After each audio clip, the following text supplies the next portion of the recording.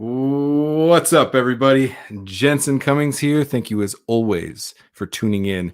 Today is Best Served Podcast 237. We're talking the culture of mixed culture and lager with Khris Johnson of Green Bench Brewing. This is part of Best Served Chilled, our series where we focus on kind of craft brewing professionals, talk about their techniques, the inspirations, taste some beer, kind of get an idea of what it takes to be a part of the craft beer industry and the craft beer community. And Khris really is somebody who encapsulates that as somebody who is absolutely one of the most talented brewers you're going to come across, and also always thinking about how to build and cultivate culture and community, and bringing those things together is what we're really going to talk about. And so I want to bring Khris Johnson on now. Khris, good to see you. There we go. Sorry, I unmuted myself. How you doing, man? All good. I am doing great. I'm excited to speak with you. You're down in St. Pete, Florida. And so for anybody who doesn't know, I want you to kind of just set the scene for us a little bit. Green Bench, what can they kind of expect? Give us a little bit of the background. Yeah, so we're about a 7-year-old brewery. Actually, we just turned 7 years old last month. Congrats. Thank you. Appreciate that. Yeah, we're actually the first production brewery in St. Pete ever. We're kind of the dinosaurs of the area, ironically. But now we opened up, and now there's 13 or so breweries just in St. Pete alone. Right. In Pinellas County, I think there's like 30. And in the greater Tampa Bay area, because we're 30 minutes away from Tampa, which is inland. We're the beach side. They're like inside of Florida. We've got about 100 plus breweries, I think, in the actually, you know what? I think there's over 150 breweries actually in Tampa Bay total. Yeah, it's crazy. Honestly, there's some I've never even been to because it's happening a lot. But if you come to Green Bench, what you're definitely going to really see is that we have a really strong tie to community and environment around us. We have a huge 6,000 square foot beer garden in the middle of our 2 tasting rooms that we encourage people to kind of enjoy each of our 2 concepts as far as tasting rooms in that space, and in the specific tasting rooms themselves, the respective tasting rooms. As far as beers themselves, we're looking to just make super drinkable beers, beers that we think have a lot of authenticity to them, a lot of care and intention, and just stuff that really gets us really excited. I mean, ultimately, that's at the end of the day why we opened a brewery, was to enjoy our lives and enjoy it with people around us. So, yeah, what I really appreciate is, one, you just make phenomenal beers, full stop, right? Yet it's not enough what goes in the glass, right? It has to be there. There needs to be a depth of storytelling, a depth of community building, a depth of creating that culture, that identity that I think is so important. That's what I really appreciate about what you've done, because you are in potentially 2 different camps. Mm-hmm. You're specializing in lagers, the most pure, unabashed, nowhere to hide as a brewer, simple, straightforward, quaffable beer that you can have. And the geekiest mixed culture fermentations with barrel and just really, really unique profiles. These are seemingly at different ends of the spectrum. Why? Let's start with why, and then we'll get into the how you actually accomplish that. Why was that the approach that you wanted to take? Well, I think like the majority of things that we go through in life, it's somewhat of an evolution. It's not necessarily, it didn't really start necessarily there. We kind of found our way into that, and we're still growing, we're still evolving. So who knows what it's going to look like 5-7 more years down the line. But when we opened the brewery, I guess the real thing we have to look at is what it looked like, what St. Pete, what Tampa Bay, what Florida looked like when we opened, which 7 years ago is a long time ago for Florida beer, which is in and of itself very young. So first of all, there were no breweries making Brettanomyces beers or mixed culture beers. Frankly, there were not many breweries making lager either. As weird as that may sound for Florida, lagers, I mean, we drink a lot of beer here in the state of Florida. I think we're one of the top import markets in the country, and it's specifically for things like Corona, Modelo, Tecate, Pacifica, like beach beers, basically beach lagers, light lagers. And but in the craft segment, there weren't too many people making lager, and part of that was we were really young. None of us were really trained to be brewers, to be honest with you. Anyone that was a brewer was mostly brought in from out of state, and everyone that was kind of growing up in the beer scene here, lager was, it wasn't craft. IPA was craft only at the time, really. And if you made lagers, no one really understood why. The concept was it's going to take double the amount of time for the amount of beer you're going to make. It's this watered down fizzy thing that no one's going to care about. They can get that in the grocery store. Also, the simple fact was it costs a lot more to make. It's really hot here, so having the ability, even as like home brewers into professional brewing, no one really had the equipment required to do it. No one really had, because of that, the grasp and understanding, I think, truly, of how any of us could have made it. I could have asked this question anybody 10, 15 years ago when I was getting started in beer here, and I think no one would have been able to give me a good answer on how to make a lager. So part of it was just access to the information and really, we didn't have a consumer base for it. We didn't really have a consumer base. We were just trying to get people to drink something other than macro beer. Drink anything we're producing, let alone trying to get on this idea of creating a new market within your market. And Florida has a very unique beer scene in the sense that it's known for exactly what you just said, just beach pounders of skunked beer with lime in it, all of that. Then you have an interesting thing. You have Florida Weiss or Florida Weiss, right? Which is a Berliner Weiss, heavily fruited, that very much Florida is known for. And then you have this totally crazy thing of pastry stouts.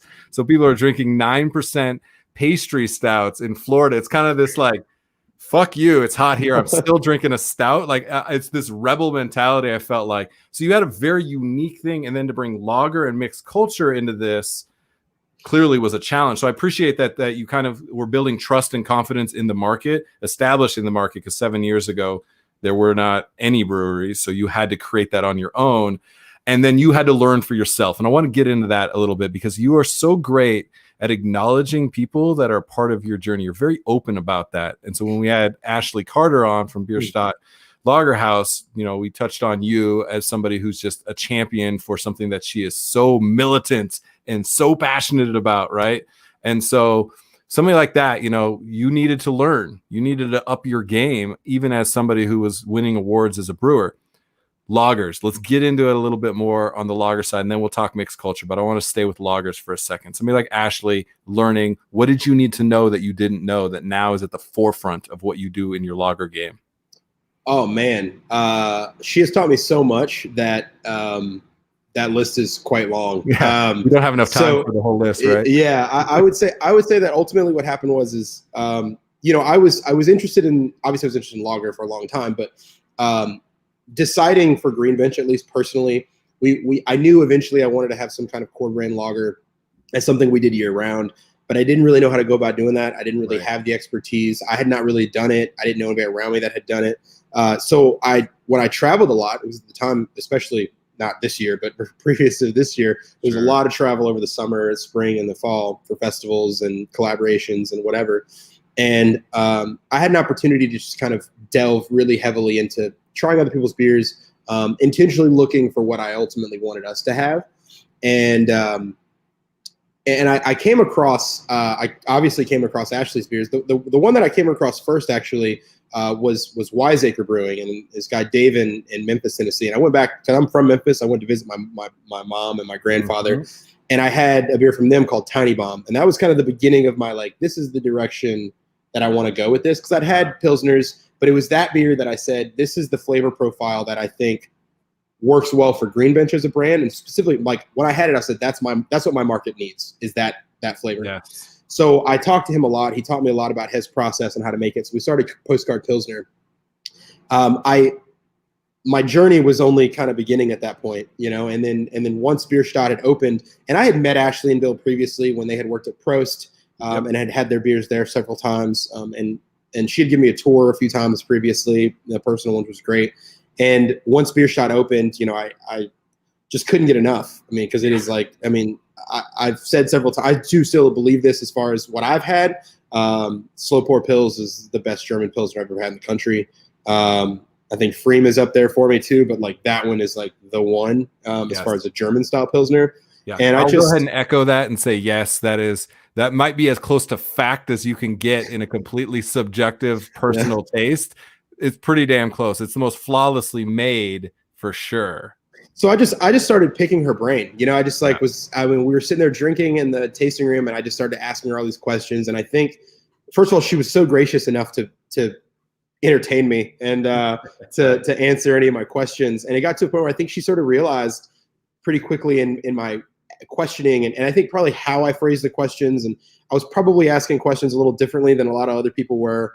And so she sort of, she wasn't cautious at all. She was very open. She was very friendly, and we became friends. And then she asked if we could brew a beer together, and I was just floored. So we made a beer together, and I had her here. I'm actually in Web City Cellar right now. This is our second concept, our mixed culture side of this of the brewery.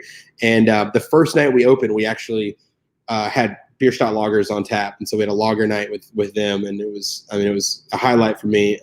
Was hanging out here just drinking Pilsner with them, but here in Florida, like they had never poured here before. Yes. And I got to introduce it to all these people, especially my staff, wwho had to hear me just like gushing, pontificate over the course of the last couple of years about how magnificent her beers are.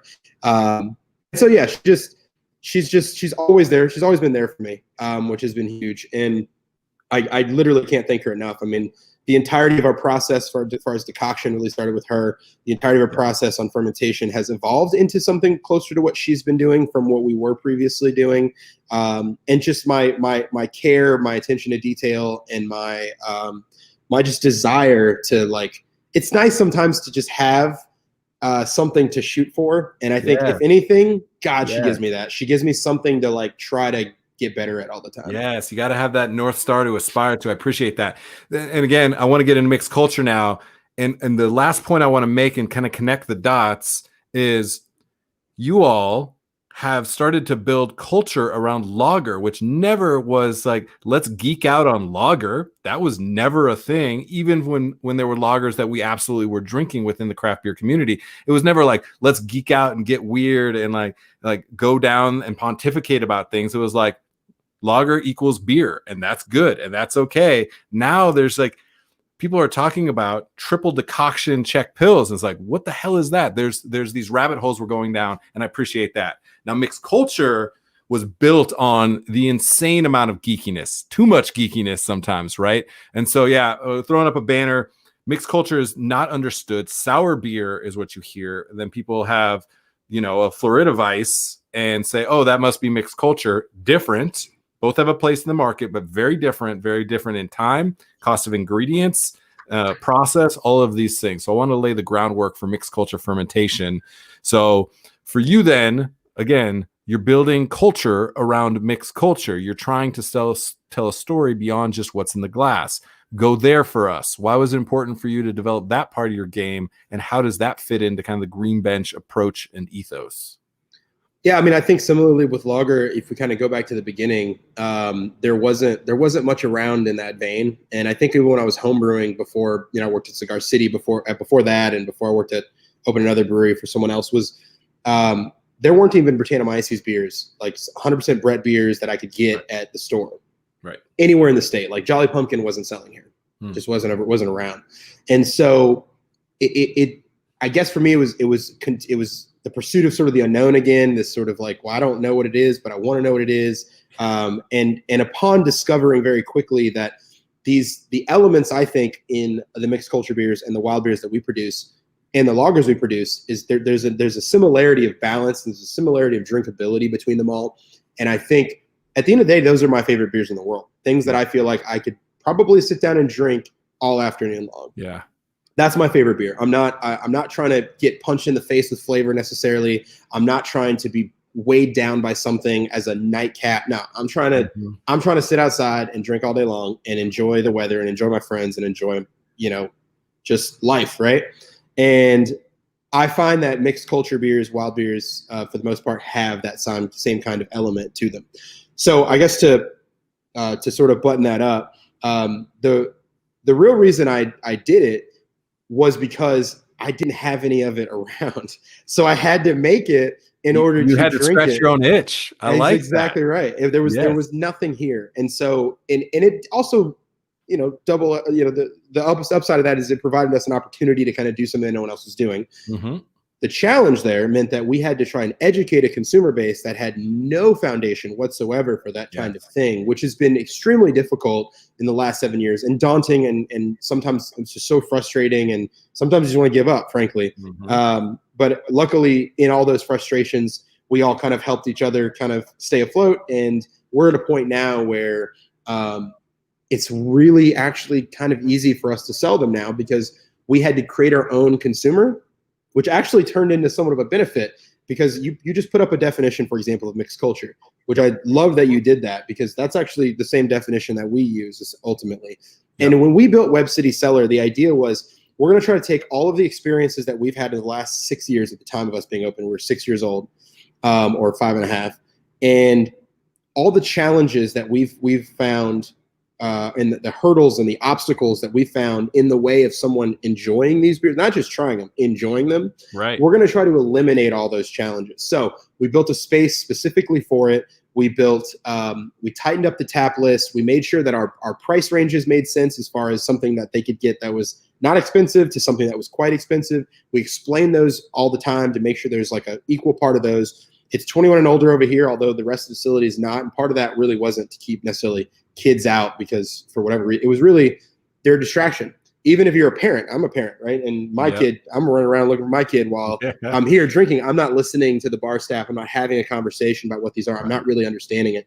So we wanted to eliminate those elements. And one of the other ways we did it, which has actually been the hardest thing, is lexicon. It's really been difficult to come up with terminology that we all can work on. So you probably not going to see it very well, but when you post that, I wanted to show this. So this is the back of our menu here at Webb's. Actually, this is the front of it, and we have detailed information about every single thing on here.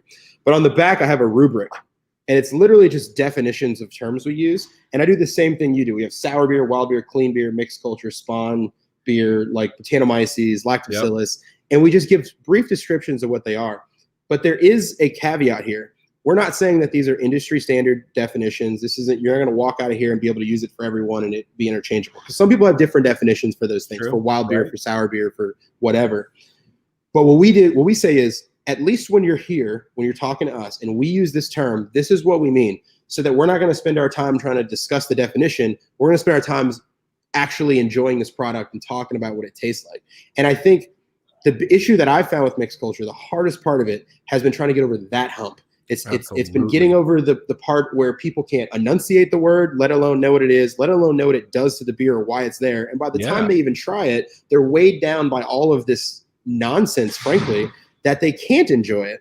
And so that's been what we learned the most about lexicon. But what it's allowed us to do, it's allowed us to build a consumer base that they know that when they come to Green Bench, they can trust what products we make, because we care about them so much. We put so much effort and so much intention behind them, that even if they don't know what it is, a lot of them have trained themselves to know that I might go to other breweries and I kind of know what I'm looking for, and I may not be into exploring. But if I go to Green Bench, I know that I'm going to read something I don't know what the hell it means, but I trust that they're going to be able to give it to me the right way. And that's something that's been difficult for us to make. And I think transitioning into lagers has made it easier for us to say things like triple decoction and spunding and, these terminologies that like nobody knows, but they know that Green Bench is here to help them understand them and that it's going to improve their experience. This is literally why culture is in the title of your episode, because that's what you do, right? You're a storyteller and a communicator. You just happen to use these different mediums of beer to do so. And that's an important thing we forget about. We become transactional and like, here, buy this pint and it's going to tell you a story. No. You have to tell them the story so that they buy the pint, because that's the equation you're trying to solve for. And so I really appreciate that. The other part that I think is important for people to recognize, lots of professional brewers watching this, is you have to bridge the gap. You cannot expect somebody to go from Corona on the beach to your mixed culture, to your barrel age beer that you fruited with local cherries. They're not coming there for you. And you can say that they're wrong all day long and you will lose. You will lose, right? And so that's what you've done. You've taken lager and made them super simple, which they can be, and really complicated, which they can be. You've done the same with mixed culture, where like you want to geek out and like, buy a bottle and send it and trade it with your friends because you guys, are a bunch of beer geeks. Absolutely. And if you want to just try sour beer for the first time, you can do that as well. I wanted to hover on that. I know you said the same thing. I'm going to say it again because I need people to listen and pay attention, both on the consumer and the professional side. That's the game you're in. Yep. That's yeah, it. it's your responsibility, frankly. I mean, Yes. it's like that's sort of the deal that I feel like we've made as becoming producers. And to be honest with you, this is not something that I walked into this game thinking as well. Like I Right. was naive enough to think that you make it, they come. What the hell's wrong with them? Yeah, of course. You know, what do they know that I don't? You know, like believe me, I have definitely felt that, and I've been there and I've said it.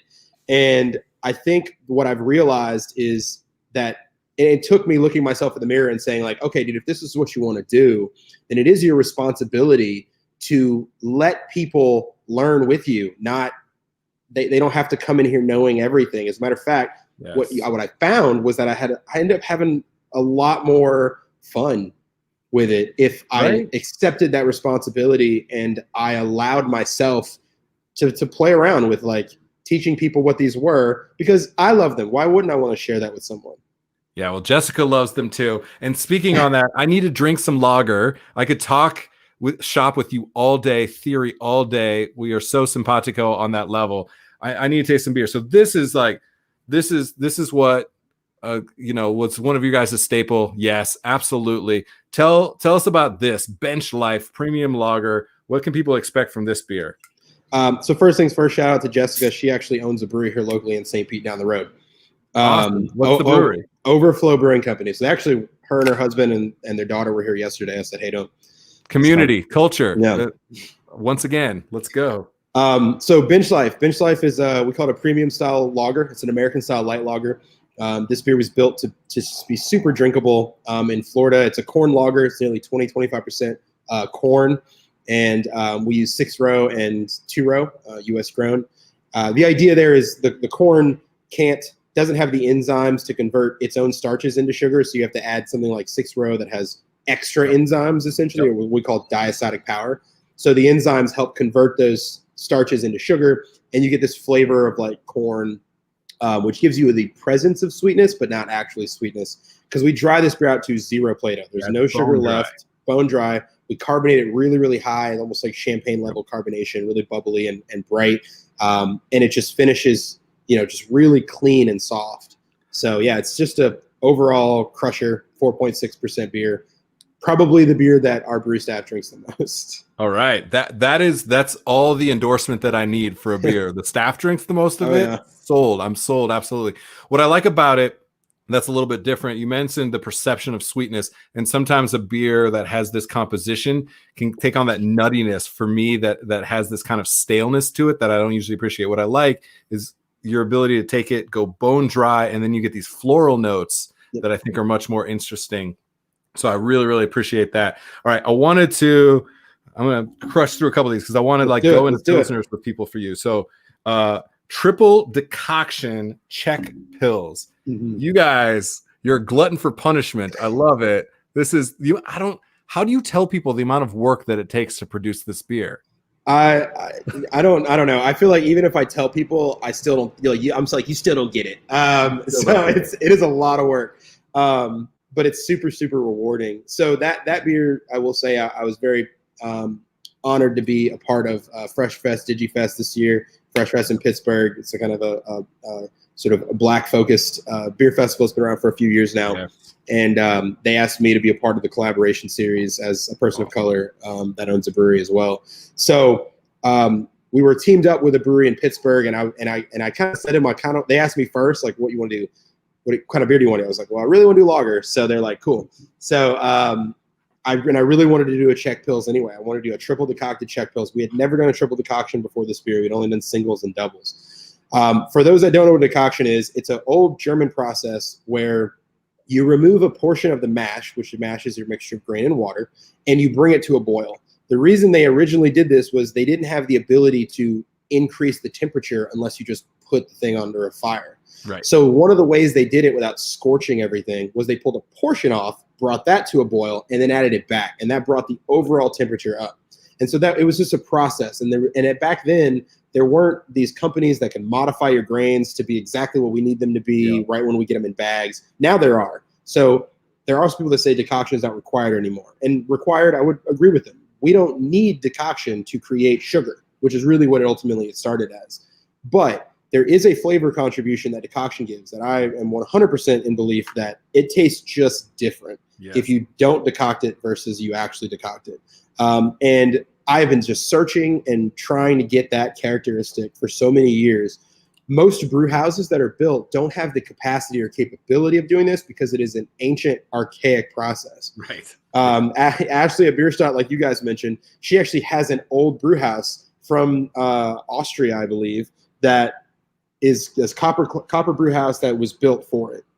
The other brewery that I think I mentioned as well was Notch Brewing. Chris Lorig and Brienne, Allan up there in Salem, Massachusetts. They make Czech style session lagers. Yeah. And I met Brienne last year, actually in Austin during the Honey Beer Summit. And she kind of blew my mind. We got into like a pseudo argument over beer, over Pilsner. The first night we were there. And I think the next night that she thought I was mad at her. I was like, no, I'm not. I'm so blown away by what you told me that a month later I flew up there and brewed a beer with them because I just wanted to see what they were doing. And so I kind of watched them on their system do decoction as well. So I got to see a few different breweries, Ashley and Brienne as well, kind of see. And these two women are like rock stars in my, like they're incredible. Yes. And so a triple decoction basically means you're doing that process 3 times. And this is somewhat only traditional of Czech style beers. German style beers, you do it once or twice at most, but usually in Czech Republic with these floor malted, Bohemian grains, the Pilsner grains, they kind of need to go through that process several times. Yeah. So they'll go to protein rest, then they'll do a decoction. Then they'll do another decoction after they get to beta rest to alpha rest. And they'll do another decoction to get to mash out. And it's just this really long day. In one day, you'd make 1 beer when you could have made 2.5. And so it's just, so a lot of people are like, why the hell would you do that? And so this is our first one. And I swear to God, man, you can taste the difference. Like it is. Yep. And what you get from it, so people that can't taste it, in my opinion, you get this depth of malt that it's similar to how we talk about bench life, where it's this perception of sweetness without sweetness.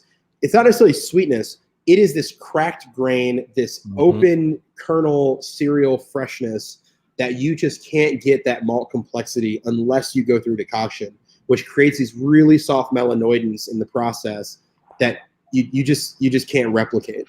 Chris, man, you're preach, my friend. I could not agree more.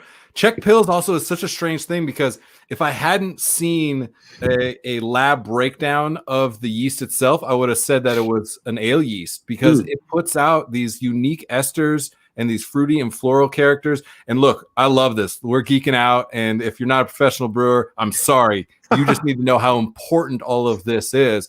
And so you get this richness, like it fills your mouth, this triple decocted beer so quickly that like your cheeks start to smile. Like you just can't help it. There's that like level of intensity. And then there's these floral and fruity notes that you just don't expect, yet it finishes super dry. So it makes it quaffable. You need another sip, right? It doesn't give you palate fatigue, which I think is such an important thing. So, this is really good. And actually you sent me 2 cans of this. Smart man. I appreciate that. I appreciate that. All right. This culture is so important to you, community important to you, Culture Chronicles with Beer Culture, this beer collab that you did for a nonprofit that you're a part of. Talk about this beer specifically, but moreover, the cause and the mission, because I know that's important to you. So Culture Chronicles Volume 2 is a Keller style pill. So this is German style specifically. So it's a German Pilsner. It doesn't go through any filtration on the back end. That sounded nice. That's nice. So this beer is a single decoction. So we do a protein step to beta rest, step to alpha rest, and then we do a single decoction to mash out. Yep. And it's all German hops, all Tettnang hops, and just super clean 5.1% beer. This beer means a lot to me personally. We a little over a year ago, we started our partnership with Beer Culture, which is kind of it's a culture brand style kind of thing that started years ago with Dom and Letitia, their husband and wife duo that started it. They both were getting into beer pretty heavily. Dom actually wrote a book about beer, This Ain't the Beer That You're Used To. And Beer Culture kind of was born to be this thing that was built to kind of celebrate that beer culture is not for one specific demographic, right? That sure, you might go into a brewery, you see a bunch of bearded white guys that are straight, and like that's what it looks like, and that's what it feels like. Because everyone that owns it is that, and everyone that works there is that. But the idea is that that is not the actual culture of beer. That beer itself can evolve into whatever culture comes into it, right? Beer is not for any one person. Beer is for everybody. Yeah, so as long as it does. So as long as you don't try and you don't have to adjust your culture to be a part of beer is ultimately what it means. As a matter of fact, beer will evolve based on the cultures that are brought to it. Ultimately, long story short, recently, Letitia turned beer culture into a nonprofit. She's the president and CEO of it. And, I'm super thrilled to not just be a friend of hers, but to also was asked to serve on the board with her. So I'm the vice president of beer culture. Again, we're a nonprofit. So far, since we've become a nonprofit, which was only a few months ago, we've done actually quite a bit. So the first thing we did was culture for the kids this last couple months ago. Great. So we were able to, in partnership with a bunch of breweries around the country, people got to donate school equipment and supplies for kids and backpacks. We filled over 4,300 backpacks that we donated to kids around the country. We're working with Cicerone. We've partnered with them. So we have people of color that are going to, and minorities in general, that are going to get their level 1 certification that Cicerone is actually paying for. And then level 2 that beer culture is paying for. So we're actually finalizing the applicants for that this Sunday and announcing who's receiving those scholarships on Monday. We're starting a partnership with the University of South Florida St. Petersburg Brewing Arts Program, which I'm actually also a founding faculty member of. I teach at the University for Brewing Arts. We're starting a scholarship there, so for BIPOC applicants can apply, and then we're going to fund brewing schools for them. In addition, we've also started a job board on our website. So if you are a person of color or a minority and you want to get into beer, you can post your resume on there. And if you are an industry company, organization, doesn't have to be brewery necessarily, but if you're a brewery or anyone in the industry that's looking for help, you can post your jobs that you need on there. And we have placed several people already into actual paying jobs, including one that we actually hired here at Greenbench. So come on. Yeah, it's pretty dope. It's pretty dope. So Culture Chronicles started about a year ago, and it was this idea that I had where I came to them and I was like, yo, I want to do this. I want to do a charity tap. I want a beer on tap at all times at Greenbench where money from it is going to a local charity. And I want that charity to be hyper local. I'm not talking Tampa Bay. I'm not talking Florida. I'm talking Pinellas County, St. Petersburg, my neighbors. And so we partnered together. They said, let's do it. We found a local charity called Building Beds, and the first 2 Culture Chronicles beers, $1 from every pour and $2 from every 4-pack that we sold went to them. So we gave them over $7,000, I think, so far this year. What they do is they build beds for kids that don't have them in our county. There's an estimated over 7,000 kids in my county alone that don't have a bed to sleep on every night. In addition to that, we volunteered our time. We went there and helped build beds. We literally go into people's homes, we build beds. And what struck me the first day we went last November was the last house we went to, I built 3 beds in a house, and they were 5 blocks from my house. It was in my neighborhood. So it was as local as it could get, like as hyper local as I wanted it to. So that's Culture Chronicles. So beer culture as a whole, what we do is we partner with a bunch of breweries nationwide and globally, frankly. We partner with Cloudwater in Manchester, UK. We got beers coming out, I think this week actually, a Martzen and a Fest beer that actually they did a decoction on. So I worked with them on trying to get the decoction going. So they did a single decoction on those. And the idea is that beer from that is going to go to a local charity for Cloudwater, like a charity that's local to them. So whatever brewery partners with us is going to do beers with us, and they're going to donate to the local charities in their neighborhoods to try to help their own personal community. In addition, we're launching sort of core brands for beer culture that ultimately will hopefully fund beer culture itself, so we can have money for more scholarships and more initiatives in that regard too. So, I mean, I was going to tell you the things I liked about this beer. This is why we're having this conversation, Chris. I needed everybody to understand the depth that you go to connect your community to what's in this glass. The simple, humble Keller Pils is now elevated to a level that no beverage could ever ascend to if it's just a beverage. Yet what you've done with that is so important. So I know I looked surprised. I'm floored. I'm not surprised at all that this is the way that you are cultivating your community. So to wrap this, what I want to say is count me in for whatever. If we can host people on the show as guests, we have a whole series where we coach people on opening their own businesses. I'd love to host people on that. Hell, I've coached a dozen people through Cicerone myself, and would love to do that for people. Awesome. You know, as Cicerone and what those guys have done has been good to me. You know, back in 2012 when I got that, like, it mattered. And as a chef, getting into the beer side, like, being able to give back and coach people, super important. So anyway, I appreciate that. Whatever that I can do, that we can do, absolutely, because the story that you're telling is the story that we want to be a part of and to share and highlight. So, Khris, I really appreciate you sharing with us. For sure, man. Hey, we'll definitely link you up for sure. We'll get you involved. All right. We're going to let you go, Khris. Really appreciate that. Green Bench, St. Pete's, you are lucky to have. If you don't know, now you know. Please, please go check them out and support, because you're not just drinking a lager. You're not just drinking a sour beer. You're cultivating culture and community, and that's what matters. Khris Johnson, thank you so much. Thank you, Jensen, man. It's good to see you, man. All right. Cheers. Take care. Have a great day. Cheers. All right, everybody. Khris Johnson, Green Bench. You can see why I was fired up to have him on. Yes, our friend Robin Clemens, you are very lucky. I'm very jealous. I am so glad that at least I have the beers and the stories that Khris is telling, because it really, really matters. This beer now, the single best beer I've ever had in my life. Why? Because the story is meaningful. That's what you have the opportunity in food and beverage, restaurants, breweries, distilleries. Why? It's the story. It's the story and connecting to your community, your culture. That matters. Great episode. Really appreciate everybody for letting Khris and I geek out a little bit, go down some brewer rabbit holes for sure, because it matters. You know, the technique on top of why Khris does what he does, his team at Green Bench, really matters. So that's it. I got some beer to drink. I'm going to feel really good about drinking this beer, especially because it's building culture and community. That is it. Appreciate you all, as always, for tuning in.